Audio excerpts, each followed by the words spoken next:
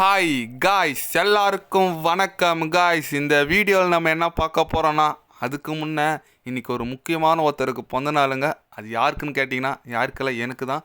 இன்றைக்கி பிறந்த நாள். என்னோட சேனலில் சப்ஸ்கிரைப் பண்ணியிருக்கிறவங்க மறக்காமல் கொஞ்சம் கமெண்டில் எனக்கு கொஞ்சம் வாழ்த்துக்கள் சொல்லிக்கோங்க.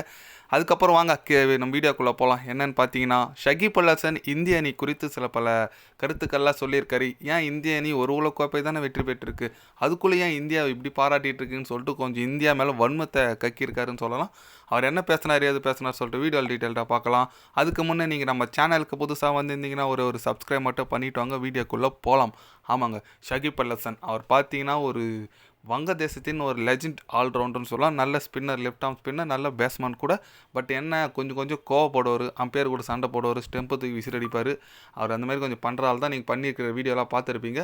ஆனால் அவர் இப்போ என்ன சொல்லியிருக்காருன்னா, இந்திய அணி ஒரு கோப்பை தானே வென்றிருக்காங்க ரொம்ப நாள் கழிச்சு, அதுக்கு ஏன் இந்திய அணி இவ்வளோ பாராட்டுறீங்க?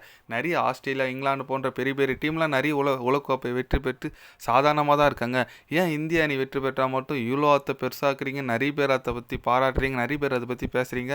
அது என்னன்னு எனக்கு புரியல. இந்திய அணி ஒரு நல்ல அணி தான், நான் ஒத்துக்கிறேன், இல்லைன்னு சொல்லலை. ஆனால் இந்த ஒரு உலகக்கோப்பை அடித்ததுனால மட்டுமே இந்திய அணி தான் உலகத்தில் மிகவும் வலுவான அணி அப்படின்னு சொல்லிட்டு எல்லோரும் பேசிகிட்டு இருக்குது. ரொம்பவே இதுவாக இருக்குது. எந்த யாராக இருந்தாலும் அன்றைக்கி நல்லா விளையாடினா மட்டும்தான் அவங்களோட அன்றைக்கி போட்டி வெற்றி பெற முடியும். இதுதான் கிரிக்கெட். அதனால் யாரும் அந்த அளவுக்கு இந்திய அணி பற்றி இந்தமாரி பேசியிருக்குது எனக்கு பர்சனலாக எந்த உடன்பாடும் இல்லை அப்படின்னு சொல்லிட்டு நம்ம ஷகீப் அல் ஹசன் பேசியிருக்காப்புல. அவருக்கு ஒன்றா அது நார்மலாக இருக்கலாங்க. ஆனால் இந்திய அணிக்கு, இந்திய அணி ரசிகர்களுக்கு இது ஒரு கனவுன்னு சொல்லலாம். 140 கோடி மக்களின் கனவுன்னு சொல்லலாம். உலகக்கோப்பை ஜெயிக்கணுன்றது இந்தியா. அது அவருக்கு இன்னும் தெரியாது. நம்ம நாட்டு மக்கள், நம்ம நாட்டுக்கு தான் தெரியும் உலகக்கோப்பை எந்த அளவுக்கு ஒரு முக்கியத்துவம். ஏன்னா ஆஸ்திரேலியாக்காரெல்லாம் கப் அடிச்சானா கப்பு மேலே காலை தூக்கி வைக்கிறாங்களாம் இருக்காங்க. ஆனால் இந்தியா அப்படி இல்லை.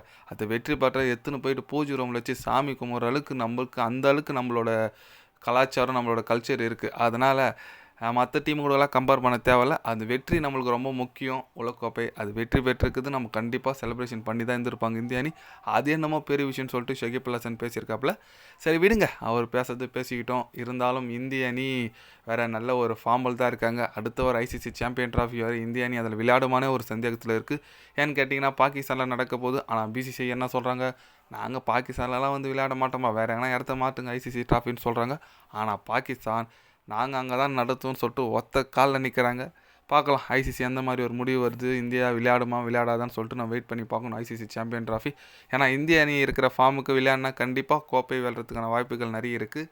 வெயிட் பண்ணி பார்க்கலாம் ஐசிசி எந்த மாதிரி ஒரு டிசிஷன் எடுக்கிறாங்க. அதை பொறுத்து தான் இந்திய அணி இப்போ வர 2025 ஐசிசி ட்ராஃபி விளையாடுமா விளையாடாதா, அது பொறுத்து தான் இருக்குது. வெயிட் பண்ணி பார்க்கலாம். நீங்கள் சொல்லுங்கள், இந்திய அணி பாகிஸ்தானில் போய் விளையாடலாமா விளையாடணுமா, உங்களோட கருத்து என்ன நினைக்கிறீங்க சொல்லிட்டு கமெண்ட் பண்ணிட்டு போங்க. இது போன்ற ஸ்போர்ட்ஸ் நியூஸை தெரிஞ்சுக்கணுன்னா சேனலை சப்ஸ்கிரைப் லைக் ஒன்று பண்ணிக்கோங்க.